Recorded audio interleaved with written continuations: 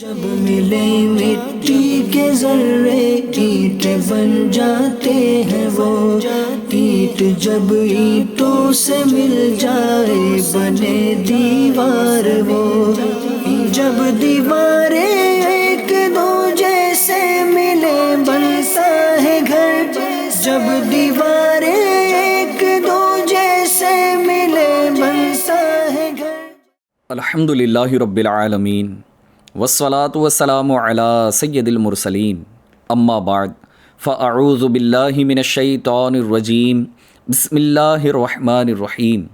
الصلاة والسلام علیک یا رسول اللہ وعلی آلک واصحابک یا حبیب اللہ الصلاة والسلام علیک یا نبی اللہ وعلی آلک واصحابک یا نور اللہ صلی اللہ تعالی علیہ وآلہ وسلم۔ ایف جی این چینل کے ناظرین، پروگرام ہے خوشگوار پریوار۔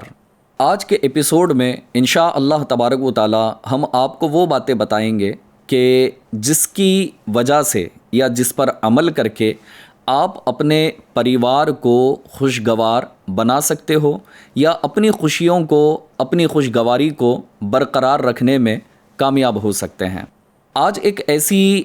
بات پر ہم ڈسکس کریں گے کہ آج ہمارے معاشرے میں اور ہماری سوسائٹی میں ایسا لگتا ہے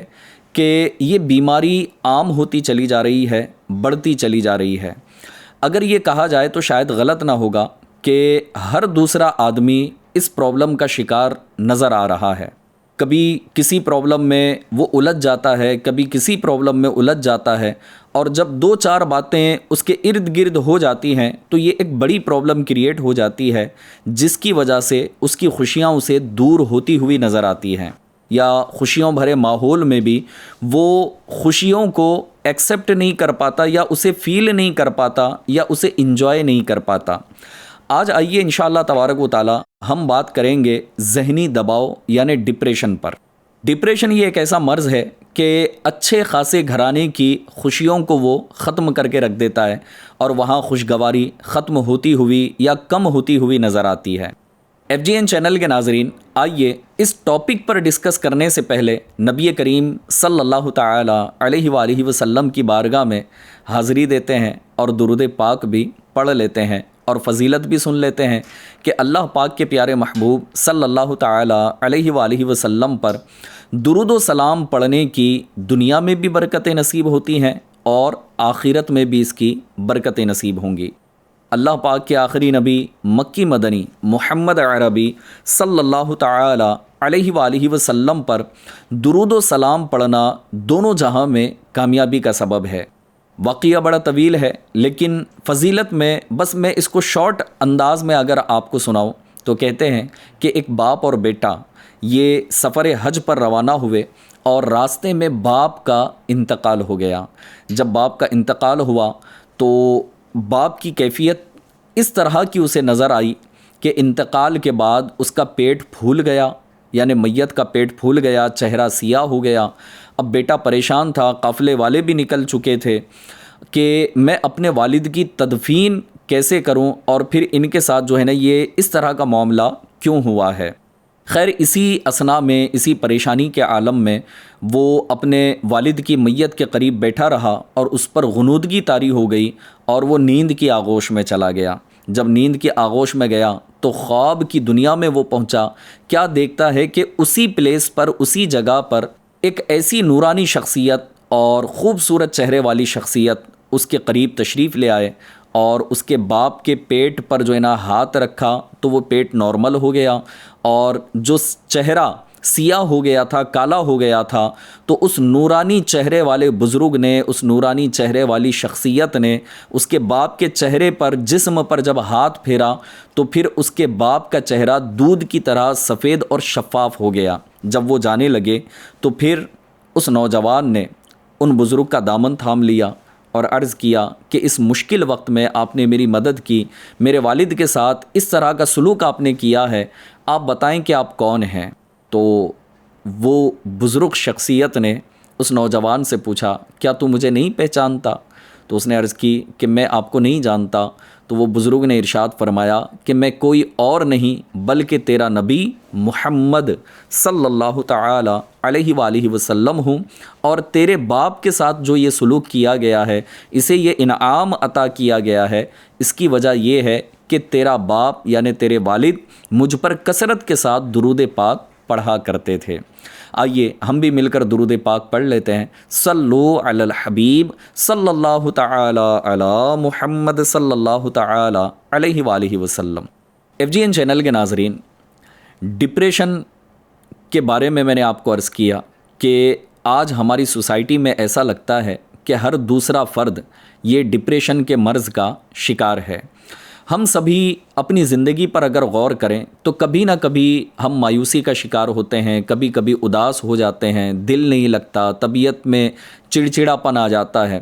تو یہ وقت کے ساتھ چینجز آتا چلا جاتا ہے. ایک آدمی آج پورا دن اداس ہے تو کل تھوڑا سا خوش نظر آئے گا، اس کے بعد اس کی کچھ اور کیفیت ہوگی. لیکن اداسی کی جہاں تک بات کی جائے یا پھر اس کے علاوہ بیزاری والی کیفیات کی اگر بات کی جائے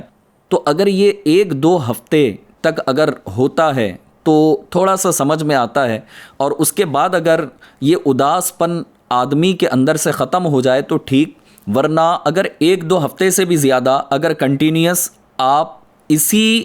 کیفیت سے اگر دوچار ہو رہے ہیں تو آپ کو تھوڑا سا الرٹ رہنے کی ضرورت ہے کہ شاید آپ ڈپریشن کے مرض میں مبتلا ہو چکے ہیں.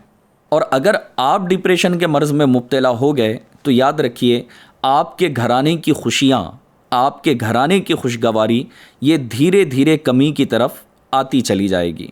اب اس کی وجوہات کیا ہوتی ہیں، کیوں بندہ ڈپریشن کی طرف آ جاتا ہے اور اس کی یہ کیفیت کن وجوہات کی وجہ سے ہوتی ہے، تو چند ایک وجوہات میں آپ کے سامنے عرض کرتا ہوں تاکہ آپ اس کے اوپر کنسنٹریشن کر سکیں اور اپنے آپ کو سامنے رکھ کر ان وجوہات پر غور کرتے ہوئے اپنے آپ کو ڈپریشن کے مرض سے بچانے میں کامیاب ہو سکیں. آج انشاءاللہ تبارک و تعالیٰ اس کے جو ہے نا ریزنز بھی میں آپ کے سامنے عرض کروں گا، اس کے سمٹمز بھی آپ کے سامنے عرض کروں گا، اور اگر پاسبل ہوا تو انشاءاللہ کچھ 1-2 اس کے علاج بھی آپ کے سامنے بیان کرنے کی کوشش کرتا ہوں. آپ کنٹینیو میرے ساتھ بنے رہیے اور توجہ کے ساتھ آپ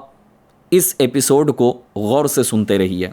ڈپریشن میں جانے کی ایک وجہ یہ بھی ہے کہ انسان کی زندگی میں، بلکہ ہر انسان کی زندگی میں یہ لمحات آتے ہیں.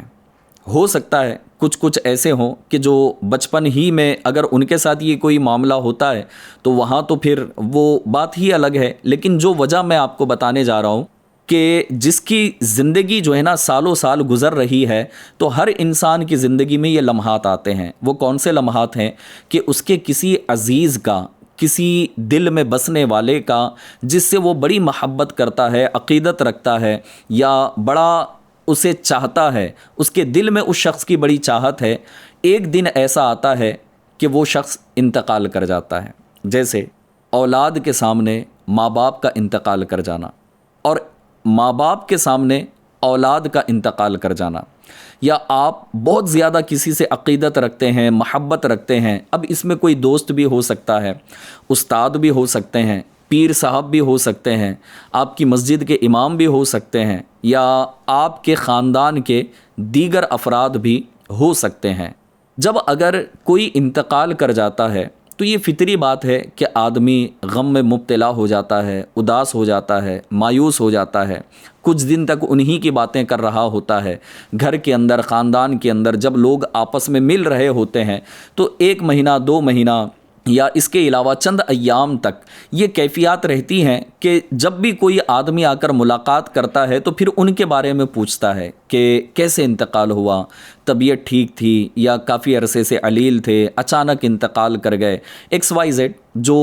ایک دنیا کے اندر روٹین چل رہی ہے اس کے مطابق میں نے یہ چند باتیں آپ کے سامنے عرض کی کہ ایک وجہ تو یہ ہے کہ اپنے کسی عزیز کے انتقال کی وجہ سے بندہ اس کیفیت میں چلا جاتا ہے کہ وہ ڈپریشن کی طرف بڑھتا ہوا چلا جائے گا. تو پہلی وجہ تو یہ. لیکن اب اس پر غور کرنے والی بات یہ ہے کہ کیا اس طرح کی سچویشن صرف میرے ساتھ ہی ہوئی ہے؟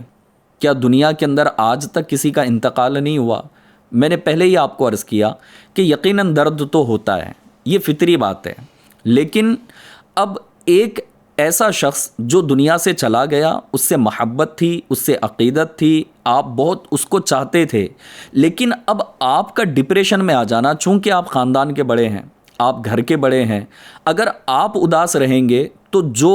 20 افراد آپ کے خاندان میں ہیں، آپ کے گھر میں جو ہے نا چند ایک افراد پر آپ کا گھرانہ مشتمل ہے، اب وہ جو لوگ آپ سے ریلیٹڈ ہیں، جن کی زندگی چل رہی ہے، جن کی سانسیں چل رہی ہیں، تو آپ کو ان کے بارے میں بھی غور کرنا چاہیے. میں یہ نہیں کہہ رہا کہ مرنے والے کو بھول جائیں آپ، نہیں، آپ ان کو یاد رکھیں، ان کے لیے ایصال ثواب کرتے رہیں، روزانہ درود پاک پڑھ کر، دیگر نیکیاں کر کے، صدقہ و خیرات کر کے، ان نیکیوں سے انہیں ایصال ثواب پہنچا کر انہیں قبر میں خوشی پہنچائیں.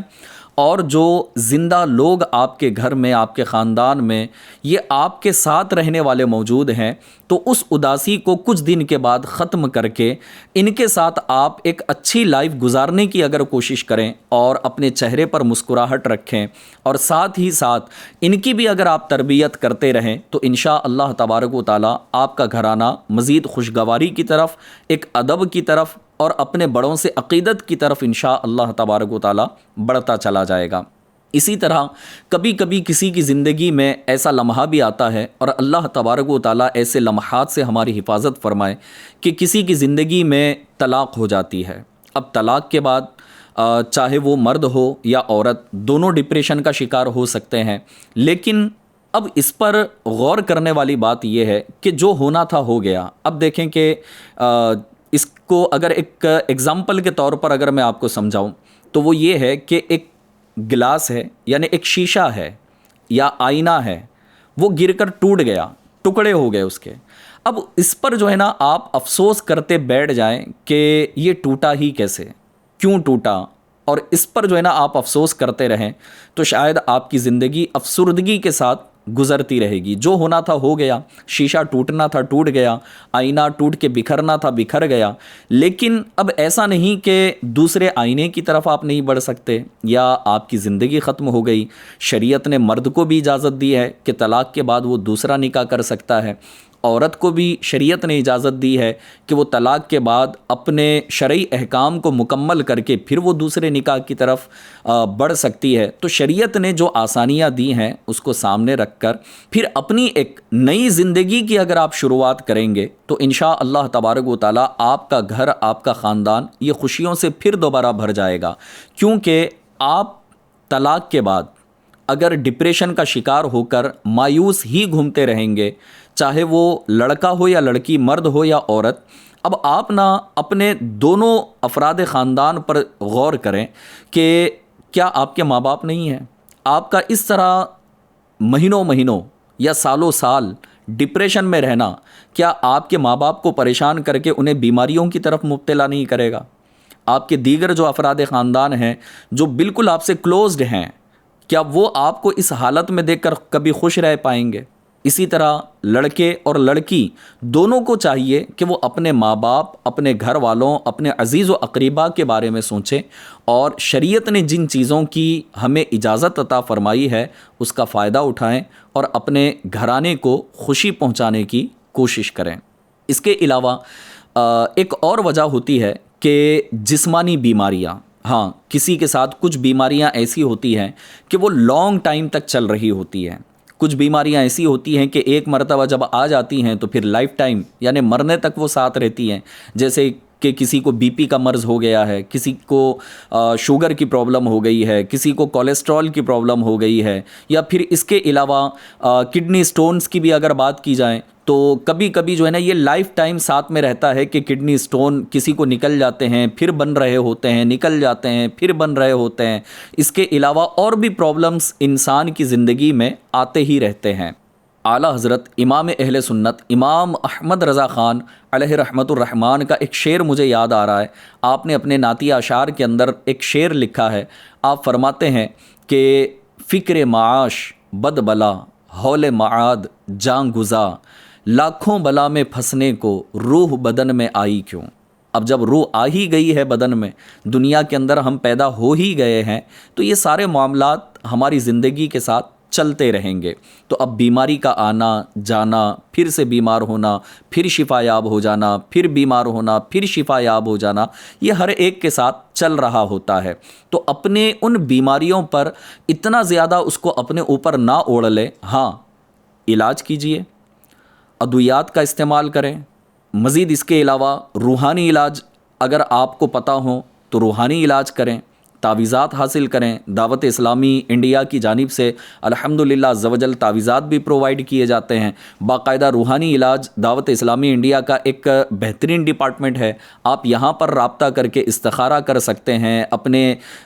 بیماریوں کا جو ہے نا وہ علاج حاصل کر سکتے ہیں، وظائف لے سکتے ہیں، تعویذات آپ حاصل کر سکتے ہیں۔ تو بیماری کی وجہ سے ڈپریشن میں چلے جانا اور یہ سمجھنا کہ بھائی اب تو میں بالکل معاشرے سے الگ ہو گیا ہوں، میں تو بیمار ہی رہتا ہوں، میری بیماری اب یہ کبھی ختم نہیں ہوگی، آپ کبھی کسی کے یہاں خوشی کے موقع میں نہیں جا پاتے، کسی کے غم کے موقع پر نہیں جا پاتے، اپنے ہی گھر کے ہو گئے ہیں، پھر جو ہے نا اسی بیماری میں گھلتے ہوئے اپنے آپ کو آپ نے اتنا اکیلا کر لیا اور اتنا اکیلا پن اختیار کر لیا ہے کہ آپ چڑچڑے پن کا شکار ہو گئے، کسی کا بیٹھنا آپ کو اچھا نہیں لگ رہا، کسی کی آواز آپ کو اچھی نہیں لگ رہی، آپ کے گھر میں بچے کھیل رہے ہیں تو ان کا کھیلنا، ان کا شرارت کرنا، کسی چیز کو گرا دینا، اب آپ چڑچڑے پن کا شکار ہو گئے، اب سب کو آپ ڈانٹ رہے ہیں، ٹوک رہے ہیں، بول رہے ہیں، تو یوں آپ کے گھر کی خوشیاں پھر یہ نا بالکل کمی کی طرف چلی جائیں گی، آپ کا گھرانہ پھر کبھی خوشگوار نہیں ہو پائے گا۔ تو کبھی اگر اس طرح کا معاملہ ہوتا ہے تو اپنے آپ کو سب کے ساتھ انوالو رکھیں اور سب کے ساتھ خوش رہیں، خود بھی مسکراتے رہیں اور دوسروں کو بھی مسکرانے والی باتیں سناتے رہیں، لیکن گناہ والی باتیں نہیں ہونی چاہیے۔ اس کے علاوہ ایک اور بات اگر میں آپ کے سامنے عرض کروں تو یہ جو ڈپریشن کا مرض ہے نا مردوں سے زیادہ خواتین میں ہوتا ہے، بلکہ ایک ریسرچ کے مطابق مرد کے مقابلے میں عورتوں میں یہ مرض ڈبل ہوتا ہے، کیونکہ ان کے اندر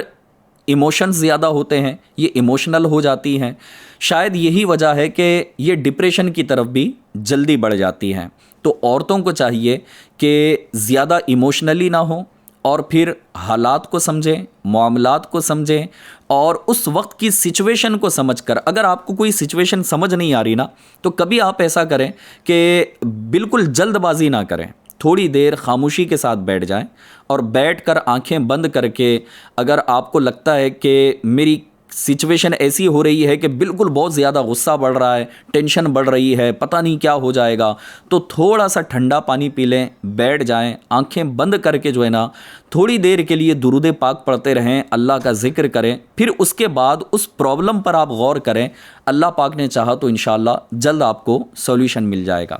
اب آئیے میں وہ باتوں کی طرف آپ کو لے کر بڑھ رہا ہوں کہ ڈپریشن کا یہ مرض میرے اندر ہے یا نہیں، اس کے سائن اینڈ سمٹمز کیا ہیں اور اس کی پہچان کیا ہے، آئیے اس کی طرف ہم بڑھتے ہیں۔ کچھ علامتیں میں آپ کے سامنے عرض کرنے جا رہا ہوں، اور یہ ضروری نہیں کہ ساری کی ساری یہ علامتیں، ساری کی ساری یہ سائنس اینڈ سمٹمز یہ ایک ہی مریض کے اندر ہوں، بلکہ جتنی ابھی میں بتانے لگا ہوں ان میں سے اگر 3-4 علامتیں بھی اگر آپ اپنے اندر پاتے ہیں تو پھر آپ یہ کہہ سکتے ہیں کہ میں ڈپریشن کی طرف بڑھ چکا ہوں۔ ہاں، اب اس کو غور سے سنیے کہ یہ علامتیں کیا ہے۔ پہلی علامت یہ ہے کہ اکثر جو ہے نا آپ اپنے آپ پر غور کریں کہ میں افسردہ، اداس تو نہیں رہتا۔ اگر 24 آورس کے اس پر ڈے کے ٹائم ڈیوریشن میں اگر میرا میگزیمم ٹائم افسردہ رہتا ہے، میں اکیلا رہتا ہوں یا اکیلا رہنا چاہتا ہوں، یا کبھی جو ہے نا اپنی جاب پر میں گیا ہوا ہوں، اپنی آفس میں بیٹھا ہوں یا اپنی دکان پر بیٹھا ہوں، کوئی کسٹمر نہیں ہے، کوئی سامنے جو ہے نا میرا کلائنٹ نہیں ہے اور کسی سے کوئی گفتگو نہیں ہے، تو ایسی سچویشن میں کبھی کبھی نا آپ نے کسی کو دیکھا ہوگا کہ کوئی ہاتھ باندھ کے اس طرح سوچتے رہتے ہیں، کوئی ہاتھ لگا کر اس طرح سے جو ہے نا وہ سوچ رہے ہوتے ہیں، یا بالکل ایک اداسی کیفیت میں بیٹھے ہوئے ہوتے ہیں۔ تو آپ بھی غور کر لیں کہ آپ اس طرح کا عمل کتنا کرتے ہیں۔ اگر آپ کو کہیں نہ کہیں اپنے اندر افسردگی اور پھر اداس پن اگر زیادہ محسوس ہو رہا ہے تو آپ کو اس پر غور کرنے کی بات یہ ہے کہ کہیں آپ ڈپریشن کی طرف بڑھ نہ جائیں۔ دوسری علامت یہ ہے کہ پہلے آپ جن چیزوں میں دلچسپی لیتے تھے اب انہی کاموں میں آپ کو دلچسپی نہیں ہے۔ آپ کو ایسا لگتا ہے کہ یار جانے دو، آج کا کام کل کریں گے، چلو تھوڑی دیر کے بعد کریں گے، ڈیلے کر رہے ہیں آپ، اور پہلے ہی وہ کام کو آپ بڑے دلچسپی کے ساتھ کیا کرتے تھے۔ کسی کھیل کی آپ بات لے لیں، یا اپنے پروفیشن کی آپ بات لے لیں، یا اپنے دوستوں کے ساتھ بیٹھنا ہے، اپنے گھر والوں کے ساتھ بیٹھنا ہے، یعنی کہ کسی بھی ایکٹیویٹی کو اگر آپ تھوڑا سا غور کریں کہ یار اس ایکٹیویٹی میں چند مہینے پہلے یا چند سال پہلے میں بڑی دلچسپی لیا کرتا تھا، لیکن اب جو ہے نا اس کے اندر میرا دل نہیں لگ رہا۔ ہاں، اگر آپ نے وہ ایکٹیویٹی چھوڑی ہے جو گناہوں والی تھی تو یہ ایک الگ بات ہے کہ گناہوں والی ایکٹیویٹی کو چھوڑنا ہی چاہیے، کیونکہ اس سے جو ہے نا دل سیاہ بھی ہو جاتا ہے اور دل کی کیفیت ہی بدل جاتی ہے۔ یہاں پر میں ان چیزوں کی بات کر رہا ہوں جو ایک خوشگوار ماحول والی ہوتی ہیں، لیکن اس کے باوجود بھی آپ کا اس میں دل نہیں لگ رہا، تو یہ بھی ایک علامت ہے کہ آپ ڈپریشن کی طرف بڑھ رہے ہو۔ تیسری علامت کہ جسمانی طور پر زیادہ تھکاوٹ اور کمزوری کو محسوس کرنا، یعنی آپ نے اتنا کام نہیں کیا، آپ نے اتنی اسٹرگل نہیں کی، آپ نے جو ہے نا اتنا ورک نہیں کیا، لیکن پھر بھی جو ہے نا آپ کو بڑی تھکن محسوس ہوتی ہے، یا پھر آپ کو اپنا جسم جو ہے نا کمزور نظر آ رہا ہے، یا آپ اپنے اندر ہی جو ہے نا کمزوری محسوس کر رہے ہیں، تو یہ بھی ایک علامت ہے ڈپریشن کی۔ چوتھی علامت یہ ہے کہ روزمرہ کے جو کام ہیں اس میں توجہ نہ دینا۔ آپ کو وہ کرنا ہی ہے، لیکن اب آپ کا دل نہیں لگ رہا یا آپ کا کنسنٹریشن ان کاموں پر نہیں ہے، تو یہ بھی ایک علامت ہے۔ جیسے اسلامی بہنوں کی اگر میں بات کروں تو اب یہ اپنے کچن کے معاملات پر غور کریں کہ پہلے تو آپ کچن میں بڑے اچھے دلچسپی لے کر کھانے پکاتی، ڈشیں بناتی، یہ ساری چیزیں ہوتی تھی، لیکن اب آپ کا کام میں من نہیں لگ رہا، آپ کا دل نہیں لگ رہا، روزمرہ کے کام ہے، تو اس میں جو ہے نا اگر دل نہیں لگ رہا تو یہ بھی ایک علامت ہے کہ آپ ڈپریشن کے مرض کی طرف بڑھتے ہوئے جا رہے ہیں۔ پانچویں علامت یہ ہے کہ اپنے آپ کو کمتر اور دوسروں کو برتر سمجھنا اور احساس کمتری کا شکار ہو جانا۔ اب اپنی فیملی کے اندر آپ دیکھ لیں کہ اسلامی بہنیں ہوں یا اسلامی بھائیوں کی اگر میں بات کروں تو اب جیسے کہ دو بھائی ہیں، اب آپ بڑے بھائی ہو اور چھوٹا بھائی، اب چھوٹا بھائی جو ہے نا آپ سے زیادہ ترقی کر گیا، تو اب آپ یہ کیوں سمجھ رہے ہو کہ بھائی میں تو کام کے قابل ہی نہ رہا، اس کو تو اتنا کام مل گیا، اس کو تو اتنی ترقی مل گئی، اس کو تو اتنی عزت مل رہی ہے، مجھے تو کوئی نہیں پوچھتا۔ تو ایسا نہیں ہے، بلکہ ان کے کام پر آنے سے پہلے تو آپ تو کام پر لگ گئے تھے نا، آپ کے چھوٹے بھائی کے جاب پر آنے سے پہلے آپ جاب پر لگ گئے تھے۔ یہ قدرت کا نظام ہے کہ وہ کسی کو جو ہے نا زیادہ نعمتیں عطا فرماتا ہے، کسی کو کچھ کم نعمتیں عطا فرماتا ہے، لیکن اتنی ہی نعمتیں رب تبارک و تعالیٰ عطا فرماتا ہے جو انسان کے لیے اس کے حق میں بہتر ہوتی ہیں۔ تو یہ تو ایک روٹین لائف ہے، کسی کو کچھ زیادہ ملتا ہے، کسی کو کچھ کم ملتا ہے، تو اس میں جو ہے نا احساس کمتری کا شکار ہونے کی ضرورت نہیں ہے۔ اسی طرح اسلامی بہنوں کی اگر بات کی جائیں تو آپ اگر اپنے بہنوں کو اگر دیکھ رہی ہیں کہ وہ اپنے سسرال میں جو ہے نا اتنے بہترین مزے میں ہیں اور انجوائے والی لائف گزار رہی ہیں، یا پھر ان کو یہ نعمتیں مل رہی ہیں، وہ نعمتیں مل رہی ہیں، لیکن میرے سسرال میں تو ایسا کچھ نہیں ہے، مجھے تو روزانہ سننی پڑتی ہے، فلاں کرنا پڑتا ہے، کام کرنا پڑتا ہے، میری بہن کو تو اتنا آرام ملتا ہے، مجھے تو کچھ نہیں ملتا۔ تو اب یہ ساری چیزیں ایسی ہیں کہ میں نے جو آپ کو یعنی اسلامی بھائیوں کے لیے عرض کیا وہ آپ کے لیے بھی ہے کہ رب کے نظام قدرت پر غور کیجیے گا اور رب کی تقسیم پر، اس کی رضا پر راضی رہیں۔ انشاءاللہ تبارک و تعالیٰ آپ ڈپریشن میں نہیں جائیں گی، بلکہ اللہ پاک کی رضا پر اگر راضی رہیں گے تو اپنی چاہے کسی بھی طرح کی لائف ہو، چاہے آپ رچ فیملی سے تعلق رکھتی ہوں یا پھر یہ کہ آپ جو ہے نا ایک لوور کلاس میں اپنی لائف کو اگر گزار رہی ہوں، تب بھی آپ کو خوشیاں ہی خوشیاں انشاءاللہ نصیب ہوں گی۔ اس کے علاوہ ایک اور علامت ہے، وہ ہے اپنے آپ کو فضول اور ناکارہ سمجھنا، اور پچھلے دنوں میں یعنی اپنے پاسٹ کو یاد کرنا، اپنے گزرے ہوئے ماضی کو یاد کرنا اور اس کی کوئی ایک غلطی کو سامنے رکھنا اور یہ سمجھنا کہ میں ناکارہ ہوں، میں نکما ہوں، میں نہیں کر سکتا، یا اس غلطی کی وجہ سے آج یہ میری حالت ہے۔ تو بھائی جو ہونا تھا ہو گیا، ٹرین چھوٹنی تھی چھوٹ گئی، آپ کی فلائٹ چھوٹنی تھی آپ کی چھوٹ گئی۔ اس کا مطلب یہ نہیں کہ آپ کو دوسری ٹرین نہیں ملے گی، اس کا مطلب یہ نہیں ہے کہ آپ کو دوسری فلائٹ نہیں ملے گی۔ آپ دوسری ٹرین پکڑو اور اپنی منزل تک پہنچو، دوسری فلائٹ پکڑو اور اپنے ڈیسٹینیشن تک پہنچو۔ آپ کیوں اس بات پر پریشان ہو کر ایئرپورٹ پہ بیٹھے ہوئے ہیں کہ بھائی میری فلائٹ چھوٹ گئی ہے؟ کب تک بیٹھے رہو گے؟ کب تک ریلوے اسٹیشن پہ بیٹھے رہو گے؟ کب تک جو ہے نا اس پلیٹ فارم پر بیٹھ کر اس گزرے ہوئے کل کو یاد کر کے جو ہے نا اپنے آپ کو اداس رکھ کر اپنی آنے والی لائف کو آپ اپنے ہی ہاتھوں سے خراب کر رہے ہو؟ تو ایسا نہ کیا جائے، بلکہ یہ بھی ایک علامت ہے کہ پچھلی باتوں کو یاد کر کے آگے کی کوئی پلاننگ نہیں ہوتی، بندہ آگے بڑھنے کی کوشش ہی نہیں کرتا اور یہ سمجھتا ہے کہ میں دوبارہ آگے بڑھوں۔ اب ایسا تھوڑی ہے کہ جب آپ پلیٹ فارم پر پہنچ ہی گئے، دوسری ٹرین آئے گی، آپ بیٹھ جاؤ۔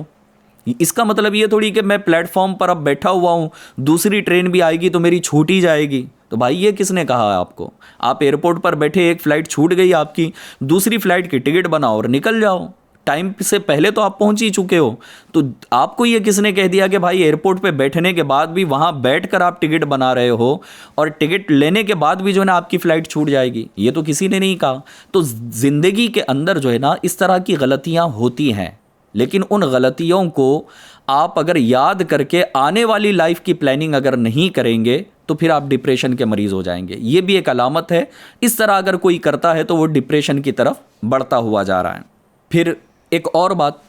کہ یہ بھی ایک علامت ہے کہ فیوچر کے بارے میں سوچ کر، مستقبل کے بارے میں سوچ کر مایوس ہو جانا کہ یار ہم سے نہیں ہو سکتا، پتہ نہیں میرا فیوچر کیا ہوگا، میرا فیوچر برائٹ نظر نہیں آ رہا، تو اس طرح کی بھی سوچ پیدا ہوتی ہے، یہ بھی ایک علامت ہے۔ مزید اس کے علاوہ نیند آپ کو اگر اچھی نہیں آتی، نیند خراب ہو چکی ہے، یا آپ بار بار جو ہے نا نیند میں بیدار ہو جاتے ہیں، بے چینی کا شکار ہوتے ہیں اور سکون والی نیند اگر نہیں آتی، تو اس کا بھی مطلب یہ ہے کہ یہ ڈپریشن کی طرف آپ کو لے کر جا رہا ہے۔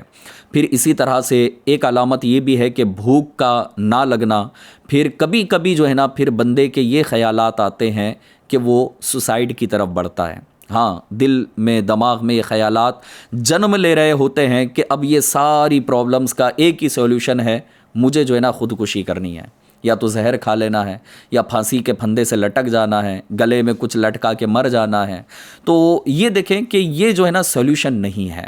ہاں، ابھی اگر میں آپ کو بتاؤں تو پچھلے دنوں جو ہے نا ایک شخص کے بارے میں نے سنا کہ ان پر نہ قرض ہو گیا تھا، اور آج کی اس سوسائٹی کی اگر میں بات کروں نا، آپ کو سن کر آپ کو بھی تعجب ہوگا کہ ان کے بارے میں پتہ چلا کہ فلاں کا انتقال ہو گیا، تو کیسے انتقال ہوا؟ تو کہا کہ سوسائڈ کر لی، یعنی خودکشی کر لی ہے انہوں نے۔ کیسے کر لی؟ تو اپنے ہی گھر کے اندر جو ہے نا وہ پھانسی پہ لٹک گئے، اپنے گلے میں رسی ڈال لی اور پھانسی پہ لٹک گئے۔ وجہ پوچھی تو پتہ چلا کہ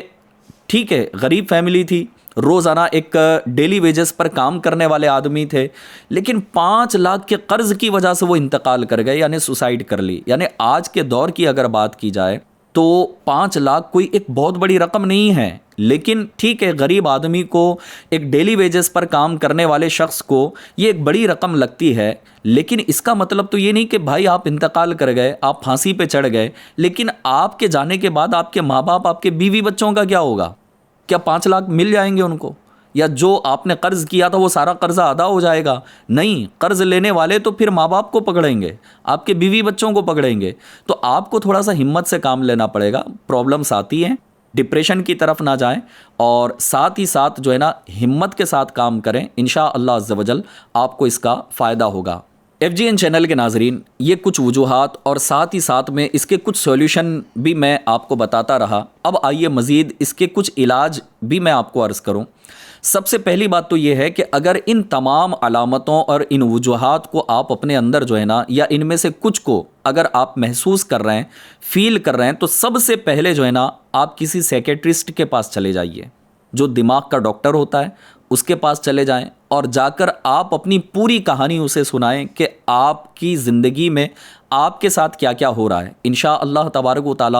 اگر وہ اچھا ڈاکٹر ہوگا، اور اچھے ڈاکٹر کے پاس ہی جانا چاہیے، تو وہ آپ کو بہترین ٹپس بھی دے گا، اور انشاءاللہ تبارک و تعالی آپ کو دوائیں بھی سجیسٹ کرے گا۔ آپ دوائیں استعمال کریں گے اور اس کی دی ہوئی ٹپس پر عمل کریں گے، انشاءاللہ تبارک و تعالی آپ ڈپریشن کے اس مرض سے باہر نکل سکتے ہیں۔ دوسرا علاج یہ ہے کہ اپنے اندر نا جو بھی آپ کو نقصان ہوا ہے یا پرابلم کریٹ ہوئی ہے، اس کو بار بار اندر ہی اندر اپنے دہرانے کے بجائے آپ اپنے کسی دوست سے، اپنے کسی قریبی رشتہ دار سے جو با اعتماد ہے، اگر کوئی ایسی بات ہے جو راز والی بات ہے، مثال کے طور پر اگر آپ سے جو ہے نا فائنینشلی طور پر ایک بہت بڑا نقصان ہو گیا، اب وہ بات جو ہے نا آپ اپنے گھر میں نہیں بتا سکتے یا اپنے دیگر عزیزوں کو نہیں بتا سکتے، اور آپ اس سے باہر نکلنے کے لیے اندر ہی اندر گھٹ رہے ہیں، اور کوئی ایسا کرتے ہیں کہ پھر جو ہے نا وہ انٹرسٹ پر پیسہ لے کر اسے چکانے کی کوشش کرتے ہیں، لیکن پھر وہ بڑھتا ہی چلا جاتا ہے، اور ایک دن ایسا آتا ہے کہ بندہ جو ہے نا خودکشی کی طرف سوچ رہا ہوتا ہے کہ شاید میں مر جاؤں تو یہ مسئلہ حل ہو جائے گا۔ تو ایسا نہیں، بلکہ اگر آپ سے نقصان ہو گیا نا، ایک مرتبہ ہمت کر لو، اپنے ماں باپ سے یا اپنے کسی عزیز سے یا اپنے کسی رشتہ دار سے یا اپنے کسی دوست سے اس کو شیئر کریں، اور ان سے جو ہے نا اس مسئلے پر بات کر کے کہیں کہ میں پھنس گیا ہوں، مجھ سے غلطی ہو گئی ہے، اب آپ نا میری مدد کریں، میری ہیلپ کریں، میں محنت کرنے کے لیے، میں کوشش کرنے کے لیے، اس پرابلم سے لڑنے کے لیے تیار ہوں، لیکن مجھے تھوڑا سا ہمت کی ضرورت ہے۔ اگر آپ کھل کر اپنے ماں باپ سے، اپنے گھر والوں سے یا اپنے کسی عزیز سے، اپنے کسی دوست سے اگر یہ شیئر کریں گے، انشاءاللہ عز و جل آپ کو ہمت بھی ملے گی، ساتھ دینے والے بھی ملیں گے، اور اللہ پاک نے چاہا تو سب کے مشوروں سے ایک بہترین سولوشن کی طرف آپ بڑھتے چلے جائیں گے۔ اس کے علاوہ تیسرا علاج اس کا یہ بھی ہے کہ آپ اچھی کتابوں کا مطالعہ بھی کیجئے۔ میں آپ کو سجیسٹ کروں گا، دعوت اسلامی انڈیا کا پبلشڈ ڈپارٹمنٹ ہے مکتبۃ المدینہ، مکتبۃ المدینہ سے آپ جو ہے نا آپ